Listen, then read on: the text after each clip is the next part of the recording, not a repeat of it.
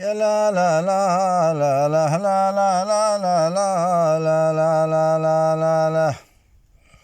والله يا عيد هذا العام مالك في الخاطر مجال، وإنا لولاك سنه ما لبسنا الجديد ولا درجنا.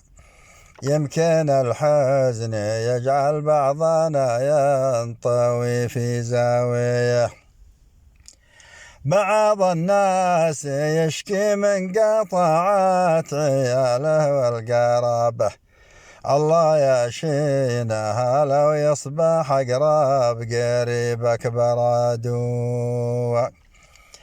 وانا والشاهد الله ما كسر خاطري واقلق منامي إلا ما حل بإخواني وبعض المعارف من ظروف.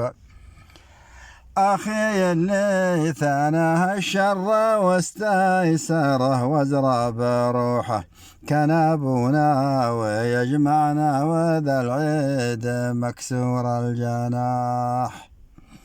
فقد الوعي ما يدري عن الوقت لا ميت ولا حي، يعلم الله لو بديت قسمت معها العافية.